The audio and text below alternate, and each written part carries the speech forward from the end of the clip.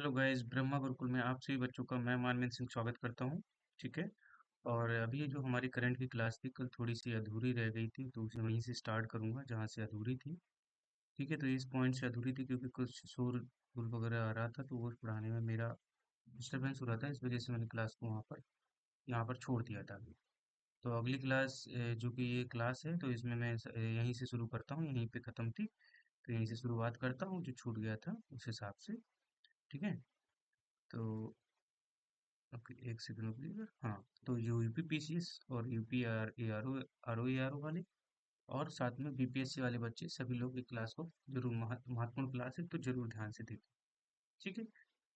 हाँ, एक सेकंड। बिल्कुल। चलिएगा, तो क्वेश्चन क्या बोल रहा है, क्वेश्चन को समझने की कोशिश करिएगा आप सभी बच्चे, बहुत अच्छे वे में। ठीक है। तो मेरा कहने का मतलब है कि ये अगला जो इस आर्टिकल को देखने जा रहे हैं, तो सभी लोग कल यहाँ पर छूटा था, आधा आर्टिकल हुआ था। तो विश्व में सर्वाधिक शक्तिशाली एमआरआई की मानव मस्तिष्क की छवियों का अनावरण। विश्व में सर्वाधिक शक्तिशाली एमआरआई से मानव मस्तिष्क की छवियों का अनावरण। ठीक है। अब कौन सी शक्तिशाली है, तो उसका नाम पता करना है। कौन सी एमआरआई जो शक्तिशाली में है एमआरआई, जिससे मानव मस्तिष्क की छवियों का अनावरण किया गया। तो अप्रैल 2024 में विश्व की सर्वाधिक शक्तिशाली एमआरआई स्कैनर आइसलेट, क्या नाम है उसका, आइसलेट। आइसलेट यहाँ पर लिखा भी था मैंने, मैं इधर लिखा देता हूँ, सॉरी। आइसलेट। ठीक है, आइसलेट नाम है इसका। आइसलेट ने मानव मस्तिष्क को पहली तस्वीर प्रदान की है। ठीक है, ये सबसे शक्तिशाली है आइसलेट। ये ज्ञातव्य है कि फ्रांस के शोधकर्ताओं द्वारा आइसलेट नामक एक सुपर एमआरआई स्कैनर का निर्माण किया गया। ठीक है, किसके द्वारा किया गया, तो ये फ्रांस के शोधकर्ताओं द्वारा आइसलेट नामक एक सुपर एमआरआई किसके द्वारा, फ्रांस के शोधकर्ताओं द्वारा। ठीक है, जो मानव मस्तिष्क की विस्तृत तस्वीरें लेने में समक्ष है। ठीक है, आइसोलेट एमआरआई स्कैनर विश्व की सर्वाधिक शक्तिशाली एमआरआई मशीन है। तो सबसे शक्तिशाली एमआरआई मशीन कौन सी है, तो सबसे शक्तिशाली मशीन है जो एमआरआई, वो कौन सी है, आइसोलेट। ठीक है, आइसोलेट। इसके बाद विश्व और कहाँ पर बनी, तो फ्रांस के शोधकर्ताओं में फ्रांस में बनाई गई। ठीक है। फ्रांस के परमाणु ऊर्जा आयोग सीईए द्वारा विकसित इस मशीन का प्रारंभिक परीक्षण 2021 के में एक कद्दू पर किया गया था। मतलब इसका जो पहला परीक्षण किया गया था, तो वो किस पे किया गया था, पंपकिन पे किया गया था, कद्दू पर। ठीक है, कद्दू पे किया गया था। और लेकिन ये क्या, आइसोलेट मशीन के चुंबकीय क्षेत्र की तीव्रता कितनी टेस्ला है, तो 11.7 टेस्ला है उसके चुंबकीय क्षेत्र की तीव्रता। कितने टेस्ला है, तो 11.7 उसकी टेस्ला, उसकी क्या है, उसकी तीव्रता है चुंबकीय क्षेत्र की। ज्ञातव्य है कि अस्पतालों में उपयोग की जाने वाली मानक एमआरआई मशीन के चुंबकीय क्षेत्र की तीव्रता 1.5 टेस्ला से 3 टेस्ला के बीच होती है। मतलब वैसे अभी कॉमन जो होती है वो 1.0 से 3 टेस्ला के बीच जो होती है, चुंबकीय क्षेत्र होता है, उससे पता करते हैं अभी जो चल रहा करंट में। लेकिन ये जो नई बनाई गई, जैसे आइसोलेट नाम दिया गया फ्रांस के द्वारा, उसकी जो चुंबकीय क्षेत्र की तीव्रता है वो 11.7 है। आइसोलेट जैसी शक्तिशाली एमआरआई मशीन का मुख्य उद्देश्य मस्तिष्क की रचना के बारे में हमारी समझ को परिष्कृत करना। आइसोलेट एमआरआई मशीन आमतौर पर अस्पतालों में उपयोग किए जाने वाले एमआरआई मशीन की तुलना में लगभग 10 गुना अधिक सटीकता के साथ छवियों को स्कैन करता है। तो इसकी जो सटीकता है कितनी है, 10 गुना है इसकी सटीकता। ठीक है, और मशीनों की अपेक्षा। यह तकनीक अल्जाइमर और हाँ, पार्किंसंस रोगों जैसे न्यूरो जेनरेटिव स्थितियों के निदान एवं उपचार के लिए अति विस्तृत शारीरिक डाटा प्रदान करती है। ठीक है, तो ये सारी जो मस्तिष्क से रिलेटेड जो बीमारी होती हैं उनकी उनके रिगार्डिंग डाटा प्रोवाइड करती है। ठीक है, तो एमआरआई के बारे में समझते हैं, एमआरआई होता क्या है। तो एमआरआई का पूर्ण पूर्ण रूप से मैग्नेटिक रेजोनेंस इमेजिंग, इसका फुल फॉर्म क्या होता है, एमआरआई का जो फुल फॉर्म होता है, तो वो होता है मैग्नेटिक, एक सेकंड, मैग्नेटिक रेजोनेंस। ठीक है, इमेजिंग। ठीक है, ये होता है इसका, अगर फुल फॉर्म आ जाए एग्जाम के लिए तो जरूर याद रखिएगा। और ठीक है, इसके बाद देखते हैं। एमआरआई एक चीर फाड़ करने की प्रक्रिया से मुक्त इमेजिंग तकनीक है जो त्रिआयामी विस्तृत शारीरिक छवियों को उत्पन्न करती है। मतलब कहने के लिए जैसे कि कोई शरीर जैसे कि माइंड के अंदर कोई चीज के बारे में पता करना कि उनके दिमाग में क्या प्रॉब्लम है, राइट, तो चीर फाड़ करना पड़ेगा, फिर देखना पड़ेगा। लेकिन इससे प्रक्रिया से मुक्त इमेजिंग तकनीक है ये एक मतलब फोटो लेने वाली एक तकनीक है जो त्रिआयामी विस्तृत शारीरिक, मतलब जो थ्री डायमेंशनल होता है ना, 3D जैसे कहते हैं, तो उसमें ये तस्वीर उत्पन्न कराएगी। एमआरआई का उपयोग बीमारी का पता लगाने, निदान और उपचार और निगरानी के लिए किया जाता है। ठीक है, एमआरआई एक प्रकार का स्कैनर है जो शरीर के अंदर की छवि लेने के लिए चुंबकत्व और रेडियो तरंगों का उपयोग करके चित्र बनाता है। ठीक है, तो ये एमआरआई के बारे में आप समझ गए। इसके बाद चलते हैं तो एक आइसलेट बना है जो कि फ्रांस के द्वारा बनाया गया, तो एक बहुत अच्छा एमआरआई है। ठीक है, मतलब सबसे ज्यादा पावरफुल एमआरआई है विश्व का। अगला है दक्षिण पूर्व एशिया की प्रथम हाई स्पीड रेल का अनावरण किया गया है। ठीक है, तो दक्षिण पूर्वी एशिया की सबसे हाई स्पीड रेल का क्या किया गया, अनावरण किया गया। ठीक है, हाई स्पीड दक्षिण पूर्वी एशिया की, तो पढ़ते हैं इसके बारे में। 2 अक्टूबर 2023 को इंडोनेशिया, कहाँ पर, इंडोनेशिया के दक्षिण पूर्वी एशिया में प्रथम हाई स्पीड रेल का अनावरण किया गया। इंडोनेशिया ने दक्षिण पूर्वी एशिया की जिस पहली हाई स्पीड रेल का अनावरण किया है, जो उसे बूस नाम दिया गया। क्या नाम दिया गया उसे, बूस के नाम, किस नाम से, तो याद रखना, WHOOSH, इसे बूस नाम दिया गया, बूस, सॉरी बूस। ठीक है, तो बूस नाम दिया गया।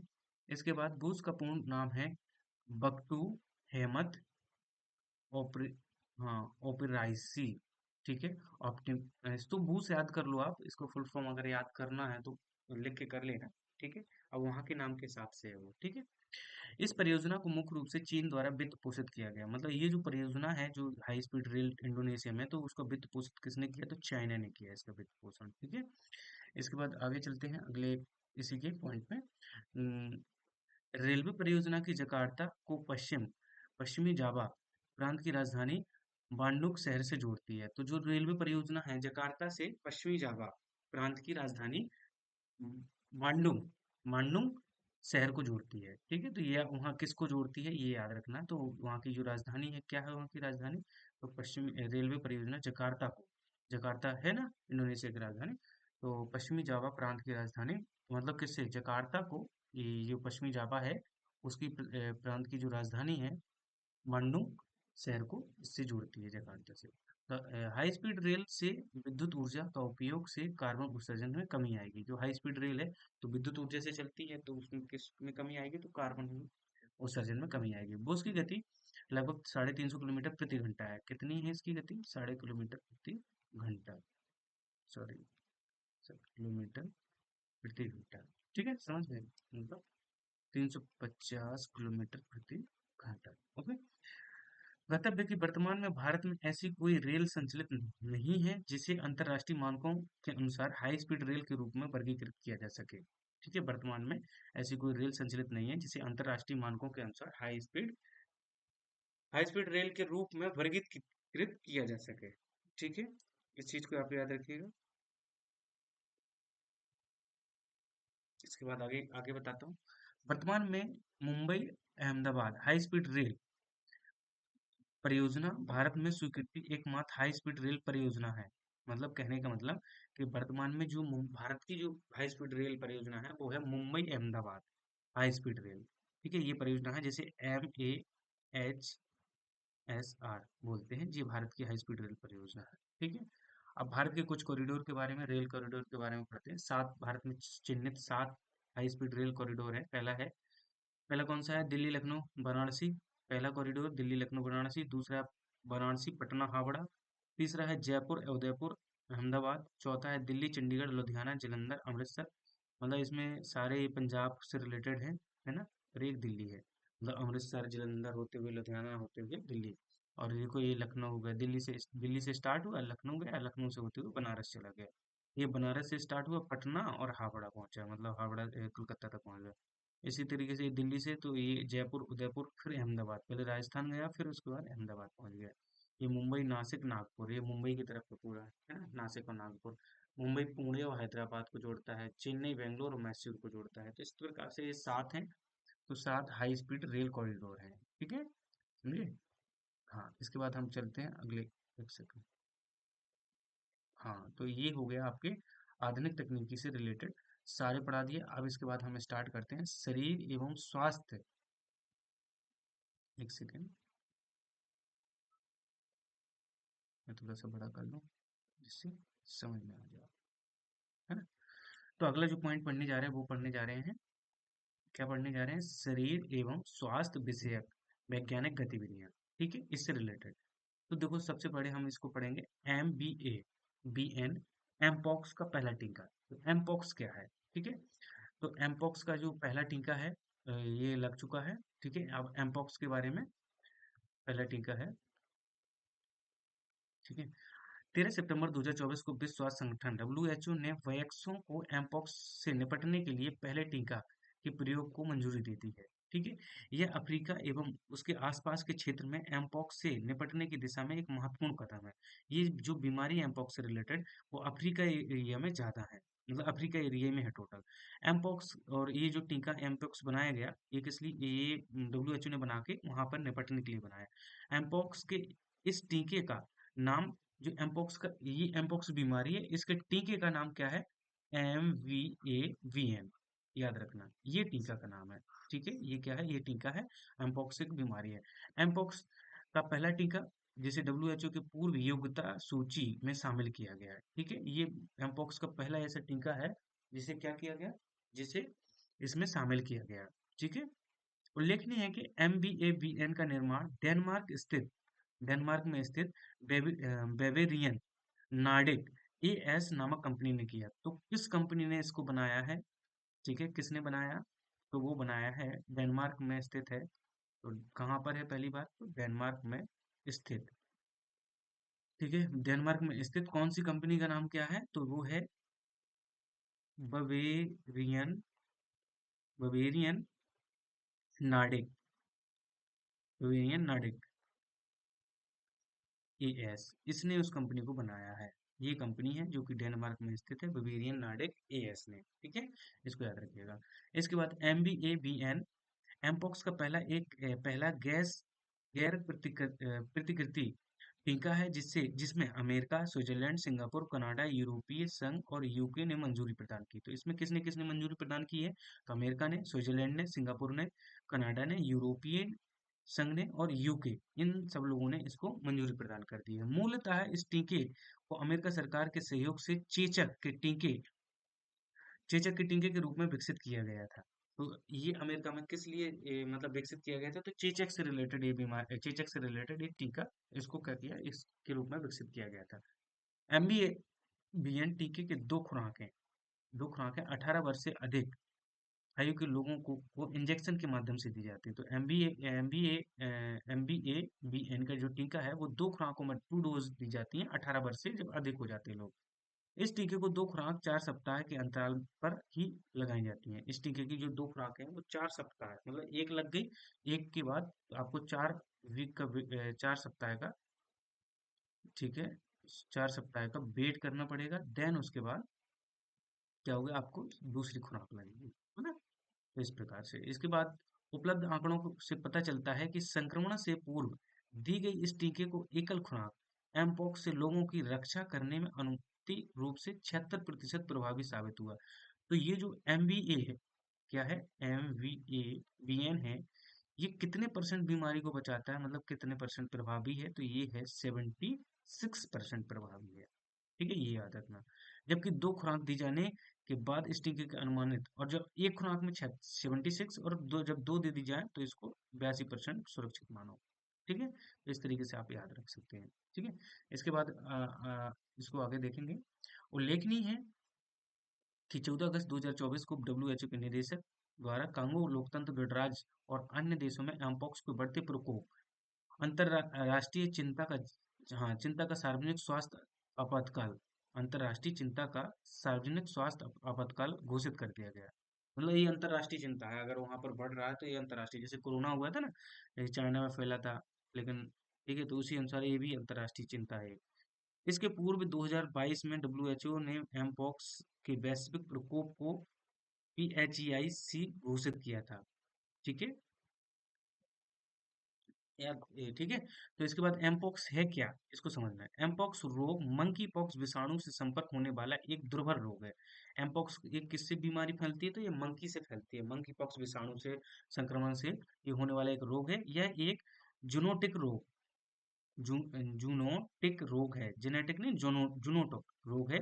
अर्थात ऐसा रोग जो पशुओं से मनुष्य में प्रसारित होता है। हालांकि ये रोग एक संक्रमित व्यक्ति से दूसरे व्यक्ति में फैल सकता है। मंकी पॉक्स विषाणु पॉक्सीबीरेट परिवार में आर्थ्रोपॉक्स वायरस प्रजाति का सदस्य है। मतलब कहने के बाद मंकी पॉक्स विषाणु है जो पॉक्सीबेरेट परिवार में, पॉक्सीबेरेट बेरेड विरेडी परिवार में ऑर्थोपॉक्स वायरस प्रजाति का सदस्य है। ठीक है, किस प्रजाति का ये सदस्य है? तो ऑर्थोपॉक्स वायरस का ये प्रजाति का सदस्य। सर्वप्रथम इस रोग का पहचान 1958 में शोध के उद्देश्य से एक साथ रखे गए बंदरों की आबादी में हुई थी, इसलिए इस रोग को मंकी पॉक्स नाम दिया गया।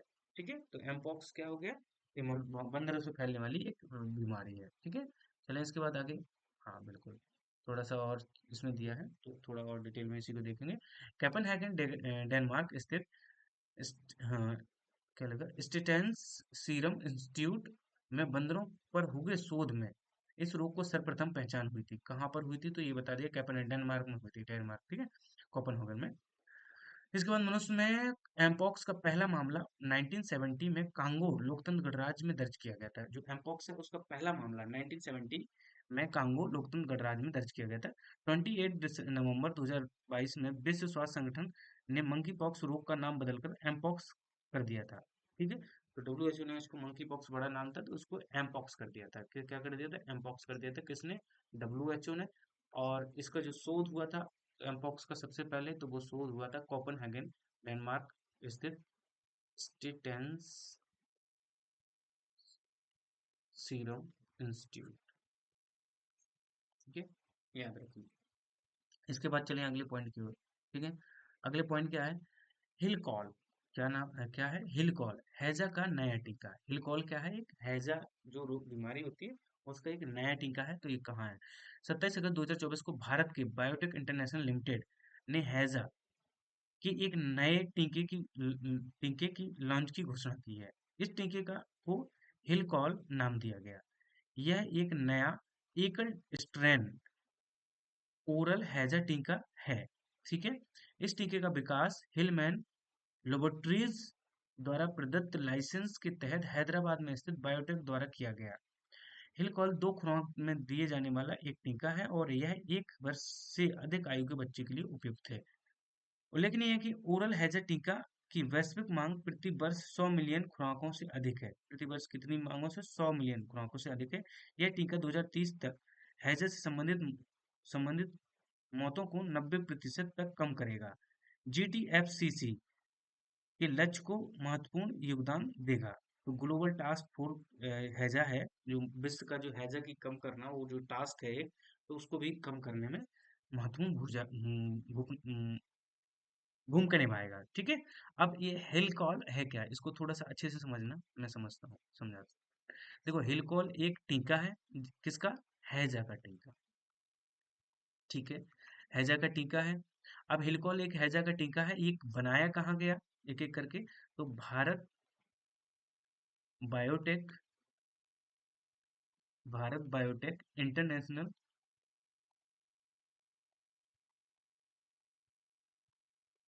लिमिटेड में। ठीक है, हाँ, तो है ये कहाँ बनाया गया? भारत बायोटेक इंटरनेशनल लिमिटेड में। ठीक है, हिलकॉल नाम रखा गया। हिलकॉल क्यों रखा गया? ठीक है, पहली बात, इसका विकास कहाँ किया गया था? सबसे पहले तो इसका विकास किया गया था हिलमैन लोबर्टीज में। ठीक है, लोबर्टीज में। ठीक है, हिलमैन लोबर्टीज में यहाँ विकास किया गया था। ठीक है, और इसके बाद यह एक नया एकल स्ट्रैंड, ये किस प्रकार का है? तो ये है एकल स्ट्रैंड। ठीक है, एकल स्ट्रैंड टाइप का टीका है और ओरल हैजा टीका है। ओरल मतलब मुंह से करने वाला, ओरल टाइप का ओरल हैजा टीका है।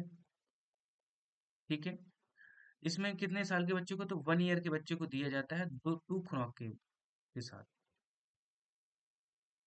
ठीक है, 2 खुराक।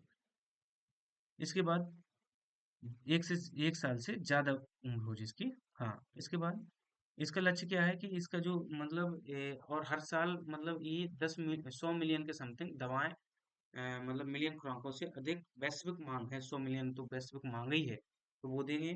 और उसके बाद इसका टारगेट है कि 2030 तक हैजा को 90% समाप्त करना।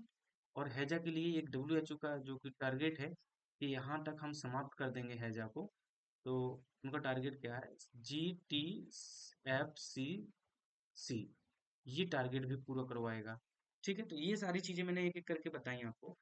है, तो यही सारी चीजें यहाँ पर लिखी हैं, और पहले मैंने पढ़ के भी बता दी थी, तो थोड़ा मैं ऐसे बता देता हूँ, चलो जरूरी रहता है। इसके बाद अगला पॉइंट देखेंगे। एक सेकंड। यूबी कॉल 5 टीका, ये क्या है? यूबी कॉल 5 टीका 12 अगस्त 2024 को विश्व स्वास्थ्य संगठन ने हैजा के एक नए ओरल टीके के पूर्व योग्यता सूची में शामिल किया है। इस टीके का नाम यूबी कॉल एस, क्या नाम है? यूबी कॉल 5 लिखा नहीं, एस लिखा है यहाँ पर नीचे, तो इसका नाम है यूवी, एक सेकंड, हाँ, यूवी कॉल, मतलब हैजा का जो ये वाला जो टीका आया था, उससे पहले इसको शामिल किया था, तो इसको एस लिखा है यहाँ पर, यूबी कॉल एस है। ठीक है, ये निष्क्रिय ओरल टीका है। इस टीका का विकास दक्षिण कोरिया स्थित किसने किया है? तो इसका जो टीका का विकास है वो दक्षिण कोरिया की कंपनी, ठीक है, याद रखना, दक्षिण कोरिया की कंपनी है ईयू बायोलॉजिकल, ईयू बायोलॉजिकल को एलटीडी, ठीक है, कॉर्पोरेशन लिमिटेड। तो ये इस टीके का विकास किया। उल्लेखनीय है कि डब्ल्यूएचओ की पूर्व योग्यता की सूची में कंपनी द्वारा यूबीकॉल या यूबीकॉल प्लस नामक ओरल हैजा टीका, ये भी एक हैजे टीका है, ठीक है, तो इससे पहले इसको भी शामिल किया गया था, हैजा टीका है। इसके बाद उल्लेखनीय है कि हैजा एक अत्यधिक गंभीर हाँ, अत्यधिक गंभीर अतिसारीय संक्रमण है। यह रोग विब्रियो कॉलेरी नामक जीवाणु से दूषित भोजन या जल का उपयोग करने से होता है। ठीक है। तो इसको समझ गए आप? समझ गए कि नहीं? तो ये सारा मैंने बताया। एक बार खुद से पढ़ेंगे तो चीजें हो जाएंगी। जो अगला पॉइंट है वो क्या है? अगला पॉइंट है R21 matric, sorry R21 matrix M, द्वितीय मलेरिया रोधी टीका। ये द्वितीय मलेरिया रोधी टीका है, ठीक है। इसके बारे में समझना है। 15 जुलाई 2024 को कोड डी आर अपने नियमित टीकाकरण कार्यक्रम R24 मैट्रिक्स एम टीके को शामिल करने वाला विश्व का पहला देश बन गया है। तो कहने का मतलब है कि 15 जुलाई 2024 को कोट कोटे डी आइवर, ठीक है, 15 जुलाई को कोटे डी आइवर, हाँ, कोटे डी आइवर अपने नियमित टीकाकरण कार्यक्रम R21, जो नियमित उसका उनका टीकाकरण है R21 टीके को शामिल करने वाला विश्व का पहला देश बन गया है। ठीक है, तो याद रखना। इसके बाद अगले, अब ये R21 टीका क्या है इसको समझना है ना? तो ये समझिए, ज्ञातव्य कि 2 अक्टूबर 2023 को विश्व स्वास्थ्य संगठन डब्ल्यूएचओ ने मलेरिया की रोकथाम हेतु एक नए टीका के प्रयोग के लिए सिफारिश की है। ठीक है, इस नए टीके का नाम R21 या मैट्रिक्स एम, देखो क्या है, इस टीके का नाम है R21, या इसको यहाँ पे लिख देता हूँ, मैट्रिक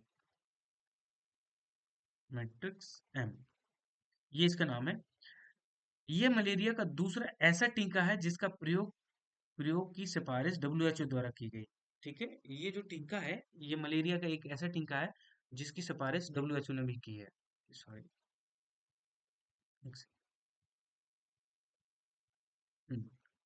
ठीक है। इसके बाद देखते हैं, उल्लेखनीय है कि इसके पूर्व 2021 में डब्ल्यूएचओ द्वारा RTS ASO1 नामक टीके का के व्यापक प्रयोग से संस्तुति की गई।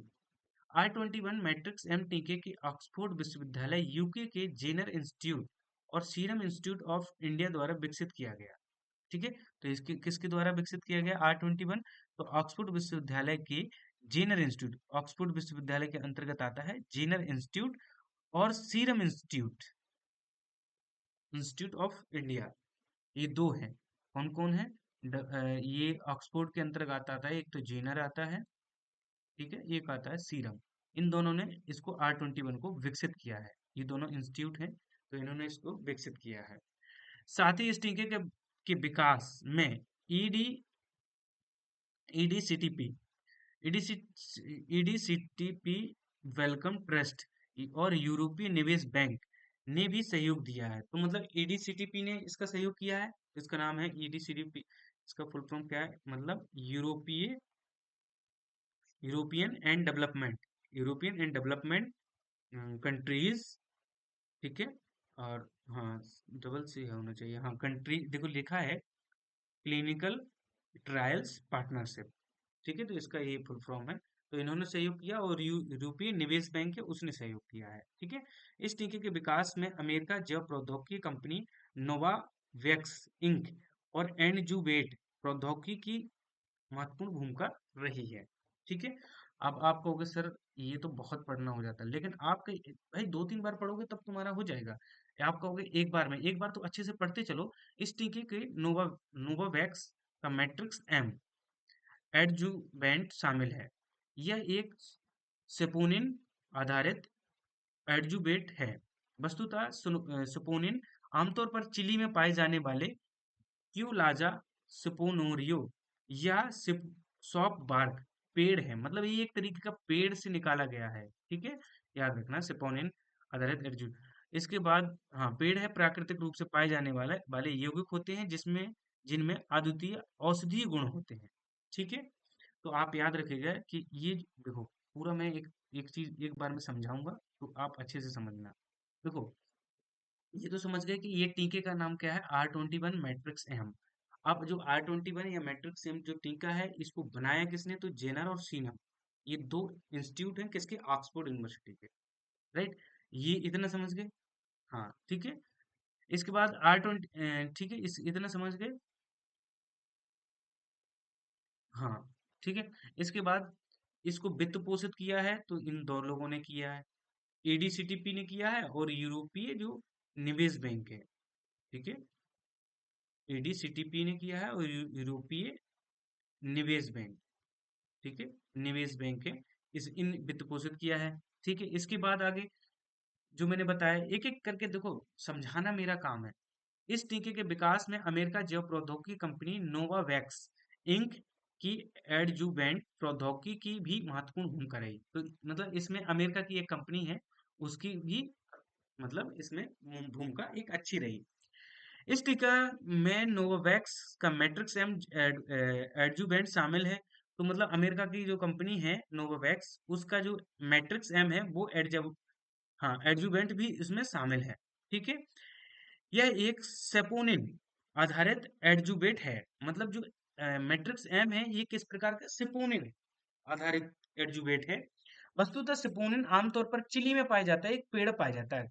ठीक है, सिपोनिन नाम से एक पेड़ पाया जाता है, क्यूलाजा सिपोनिन नाम से एक पेड़ पाया जाता है, उससे ये निकाला गया था। ठीक है, तब मैट्रिक्स एम बना था। ठीक है, समझ गए ना इस पॉइंट को? उल्लेखनीय है कि एक एडजुवेंट किसी टीके का एक ऐसा घटक होता है जो उस टीके के प्रति शरीर की प्रतिरक्षा प्रणाली की प्रतिक्रिया को बढ़ा देता है, जिससे वह टीका आधार अधिक शक्तिशाली और टिकाऊ बन जाता है। ठीक है। डब्ल्यूएचओ ने R21 मैट्रिक्सियम टीका की पूर्व योग्यता टीकों की सूची में शामिल किया है। ठीक है। तो इसको डब्ल्यूएचओ ने R21 को भी इसमें टीकों की सूची में शामिल किया है। ठीक है। बताओ इतनी चीजें समझी कि नहीं? हाँ, सारा मैंने एक एक करके बताया। अगर कोई चीज समझना है और ये टीका किसका काम के लिए, तो वो तो तुम्हें पता है कि R21 किसके लिए आता है? मलेरिया के लिए। ठीक है। अगर पूछा जाए क्वेश्चन कहीं से यही पूछ ले। ठीक है, इससे बाहर नहीं जाएगा जितना मैंने बताया है। ठीक है, अगर पूछता है क्वेश्चन। ठीक है, इसके बाद हम आगे देखेंगे, लेकिन अब आगे क्लास अगली क्लास में करेंगे। क्योंकि ज्यादा हो जाता है तो आप लोग भूलने लगते हैं। ठीक है, तो इतना चीजें समझ में आएंगे। एक दो बार आप पढ़ेंगे तो आपको एक एक चीजें समझ में आ जाएंगी। ठीक है। तो सभी जो यूपी पीसीएस वाले बच्चे हैं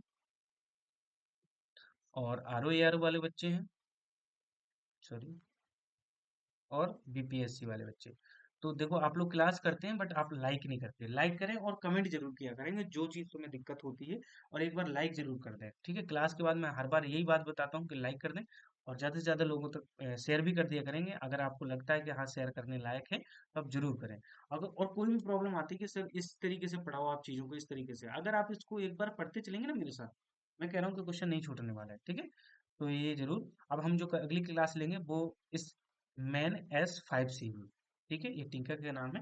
तो इस टिंकर को पढ़ेंगे आराम से। तो ये वाला टॉपिक हम जल्दी से इसको कंप्लीट करने की कोशिश करेंगे, बस कल की क्लास में ये कंप्लीट हो जाएगा। परसों से फिर स्टार्ट उठाएंगे पर्यावरण विज्ञान, ठीक है। तो ओके, आज के लिए इतना ही। अगली क्लास मतलब अगली क्लास में हम सारी चीजें अच्छे से देखेंगे। Okay, bye bye everyone. और लाइक और शेयर और सब्सक्राइब जरूर करें।